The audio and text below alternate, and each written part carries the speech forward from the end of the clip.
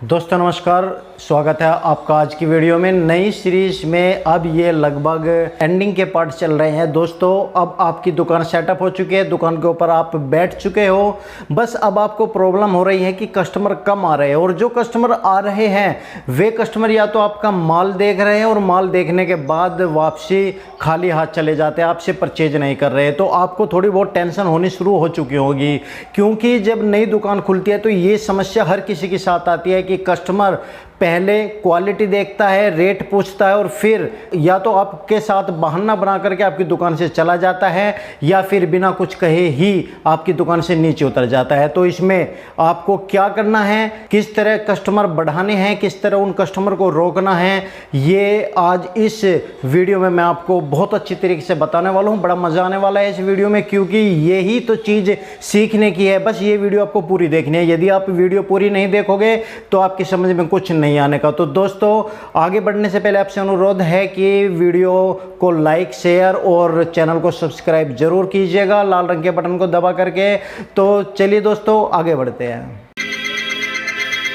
नमस्कार, मैं हूं प्रहलाद सिंह और आप देख रहे हैं आपका अपना यूट्यूब चैनल तेजस व्लॉग। दोस्तों आपकी दुकान के ऊपर कस्टमर कम आ रहे हैं तो उनको वहीं पर रोको, उनसे पूछो जिस समय वे जाने लगे आपका प्रोडक्ट देखने के लिए कि आखिर वे चाहते क्या है, आखिर उनको प्रोडक्ट में कमी क्या लगी, आखिर वे रेट से संतुष्ट नहीं है या आपके व्यवहार से संतुष्ट नहीं है या उनकी डिमांड कुछ और है। आप उन्हें चुपचाप मत जाने दीजिए, उनसे बात कीजिए, क्योंकि यदि कस्टमर आपकी दुकान से चुपचाप जाएगा बिना आपको कुछ बताए तो ध्यान रखिएगा ये आपको बहुत बड़ा नुकसान होने वाला है। कस्टमर जब बोलता है जब आप लोग उनसे बुलवाने की कोशिश करते हो, इतने आप लोग उनसे नहीं पूछोगे कि सर प्रॉब्लम क्या है, आपको पसंद भी आ गई है तो आप ले क्यों नहीं रहे हैं, आपको रेट में कोई प्रॉब्लम है या आपको कपड़े में कोई प्रॉब्लम है, आप हमें बताइए। हमारी नई दुकान है तो हम आपकी उस उम्मीदों पर खरा उतरने की कोशिश करेंगे, उस तरह का माल लाने की कोशिश करेंगे।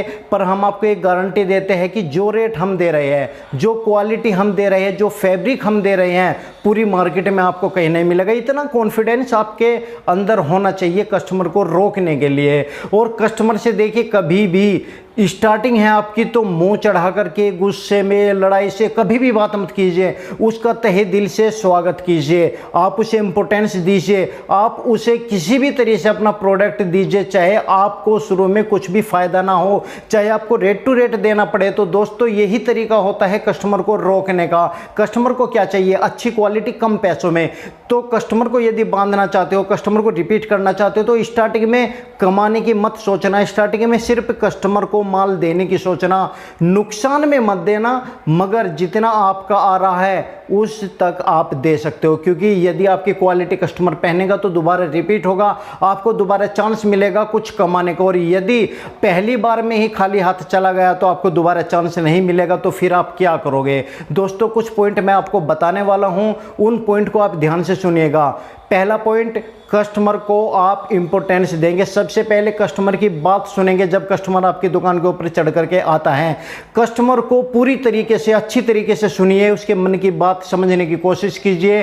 फिर जो कस्टमर मांग रहा है केवल वही प्रोडक्ट दिखाइए, उसी कलर में दिखाइए और उतने ही रेट तक का दिखाइए। और जब कस्टमर की समझ में वो प्रोडक्ट आ जाए तो आपको कुछ और एक्स्ट्रा दिखाने की ज़रूरत नहीं। और यदि वो प्रोडक्ट समझ में नहीं आता तब आप अपनी मर्जी से 50-100 रुपये ऊपर की क्वालिटी दिखाइए। एक बात और मैं आपको बीच में इस पॉइंट के बीच में कुछ बताना चाहता हूं कि जो आप दुकान के ऊपर माल रख रहे हैं उसमें केवल एक वैरायटी ना रखिए, 2-3 वैरायटी रखिए। मेरे वैरायटी का मतलब रेट से है, कोई 400 वाली, कोई 450 वाली, 500 वाली। यदि 3 वैरायटी आप रखोगे तो बहुत जल्दी कस्टमर आपकी दुकान पर चढ़ेगा और आपका माल परचेज करेगा, ये मेरी गारंटी है। यदि एक रेट की आप प्रोडक्ट कोई रखते हो तो उसमें आपको प्रॉब्लम है, ना तो आप घटा सकते ना आप बढ़ा सकते। क्योंकि कस्टमर जब सस्ते का मांगता है तो आप उससे नीचे नहीं दिखा सकते, महंगा मांगता है तो आप उससे ऊपर नहीं दिखा सकते। इसलिए जब आप कस्टमर को दिखाओ तो अपनी मर्जी से दिखाना चाह रहे हो तो मीडियम क्वालिटी दिखाओ। सस्ता मांगता है तो नीचे वाली क्वालिटी दिखाओ, महंगा और अच्छी क्वालिटी मांगता है तो ऊपर वाली क्वालिटी दिखाओ।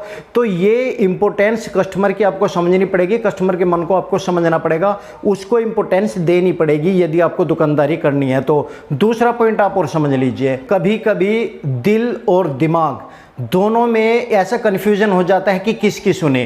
कभी कभी ऐसी सिचुएशन आ जाती है कि दिमाग कुछ और कहता है और मन कुछ और कहता है। तो दोस्तों, बिजनेस में दिमाग चलाना ज़रूरी तो है, मगर कभी कभी दिल की बात भी सुन लेनी चाहिए, क्योंकि मन की बात हमेशा परमपिता परमात्मा की आवाज़ होती है, क्योंकि मन के अंदर ही भगवान बसते हैं और वो जो भी आवाज़ निकलती है वो बिल्कुल सही निकलती है। जो मन कहता है आपका, उस बात पर आपको गौर करना है, ना कि दिमाग की बात पर गौर करना है। दिमाग आपको हमेशा इधर उधर भटका देगा, लेकिन मन आपको इधर उधर नहीं भटकाएगा। कस्टमर के सामने जब आप खड़े होते हो तो एक बहुत बड़ा कन्फ्यूजन से कभी कभी रेट को लेकर या एक असमंजस ऐसा पड़ जाता है कि आप कस्टमर को डील नहीं कर पाते हो। तो जो आपका मन कह रहा है, जो आपका दिल कह रहा है, उसकी बात सुनो, वही बात आपको माननी है, दिमाग वाली बात आपको नहीं माननी है। बिजनेस में बहुत बड़ा असमंजस होता है, ये बात आप लोगों को ध्यान में रखनी है। ये बिजनेस का बहुत बड़ा पॉइंट है। सब लोग समझते हैं मगर फिर भी सिर का दर्द लेकर के बैठ जाते हैं, वो दर्द आपको कभी नहीं होगा। तीसरा पॉइंट दोस्तों, यदि आपको आगे बढ़ना है, नई आपकी दुकान है, तो फाइनेंस स्थिति को काबू में रखना, अपनी कमाई को और अपने खर्चे पर नियंत्रण आपको पूर्ण रूप से रखना पड़ेगा। लगभग 1 साल। 1 साल मैं क्यों कह रहा हूं, क्योंकि देखिए, सपोज कीजिए आपने गर्मी में स्टार्ट किया, तो गर्मी में आप माल लेकर के आए जितनी आपको नॉलेज थी। गर्मी के बाद आपका माल कम बिका, स्टार्ट हो गई सर्दी, तो गर्मियों का जो माल था उसका आपको केवल इतना ही एक्सपीरियंस होगा कि जो माल आप लाए थे वो कस्टमर कम पकड़ रहा था। अब ये एक्सपीरियंस होगा आपको नेक्स्ट ईयर, जब गर्मी आएगी, जब आप दोबारा माल लेने के लिए जाओगे। उससे अच्छा है कि माल जो पहले साल वाला है वो आप सेल में लगा करके उसे बेच दीजिए। एक्सपीरियंस 1 साल बाद होना शुरू होगा और दुकान में प्रोडक्ट की पूर्ति, रेडीमेड गारमेंट का यदि खासतौर पर आप बिजनेस कर रहे हैं तो कपड़े की पूर्ति आप 1 साल के अंदर नहीं कर सकते, यदि नए बिजनेसमैन हैं और आपको कोई भी एक्सपीरियंस नहीं है। तो तभी मैं आपको कह रहा हूँ कि फाइनेंस पर आपको बहुत ही ध्यान देना पड़ेगा, बारीकी से आपको उसके ऊपर निगाह रखनी पड़ेगी। कहीं एक्स्ट्रा हम खर्च तो नहीं कर रहे हैं, कहीं जितना हम बेच रहे हैं उतना भी हमारे पास बचा हुआ है या नहीं। बहुत बार ऐसा होता है कि आप बेच देते हो, 1000 रुपये का गले में पड़े रह जाते हैं 800, क्योंकि दिन में 200 रुपये का खर्चा हो जाता है। तो उस पर नियंत्रण आपको रखना है, वरना आपके पास पैसे की कमी हो जाएगी, माल की कमी हो जाएगी, आप बढ़ोतरी में नहीं बढ़ पाओगे। तो इस बात का आपको ध्यान रखना है। दोस्तों, चौथे नंबर का पॉइंट बहुत इंपॉर्टेंट है। हमेशा कन्फ्यूजन होता है कस्टमर और जो दुकानदार है उसके बीच में। उसमें जब भी प्रॉब्लम होती है तो ये होती है कि कस्टमर अपनी समस्या लेकर के आता है और आप उसकी समस्या का समाधान नहीं कर पाते, बल्कि उसको और टेंशन दे देते हो, मुंह भाषा करने लगते हो। तो ये काम आपको बिल्कुल भी अपनी दुकानदारी में नहीं करना है। कस्टमर की समस्या का समाधान जहां तक हो सके आपको करना है। पूरी कोशिश करनी है कि कस्टमर यदि आपका कोई प्रोडक्ट लेकर के गया और उसमें 1 दिन बाद या 2 दिन बाद उसे कोई प्रॉब्लम आ रही है, तो आपको पूरी उसकी सहायता करनी है। चाहे आपको उसमें 10-20 रुपए का नुकसान हो जाए, वो नुकसान आपका वो कस्टमर कंटिन्यू बना करके रखेगा और वो कस्टमर आपकी दुकान छोड़कर कहीं नहीं जाएगा, क्योंकि उसे पूर्ण रूप से संतुष्टि होगी कि आप हमेशा अपने कस्टमर को इंपॉर्टेंस देते हो। तो दोस्तों, समाधान कीजिएगा, समस्या मत बनिएगा किसी भी कस्टमर की। और दोस्तों, जब आप ये 4 पॉइंट ध्यान में रखोगे तो ऑटोमेटिक आपका बिजनेस चलने लगेगा, दौड़ने लगेगा। पड़ोसी भी कहने लगेंगे कि यार अब दुकान खोली थी 1 साल में और इतना बढ़िया काम निकल रहा है। तो दोस्तों, आपको यहाँ पर रुकना नहीं है, आपको नई नई चीज़ें तराशनी है अपने बिजनेस को बढ़ाने के लिए, कि नई नई खोज करनी है, नई सोच पैदा करनी है कि आप अब इस लेवल से ऊपर के लेवल तक कैसे जा सकते हो। बस यही सोच आपको एक बड़ा बिजनेसमैन बना देगी। ये 5 पॉइंट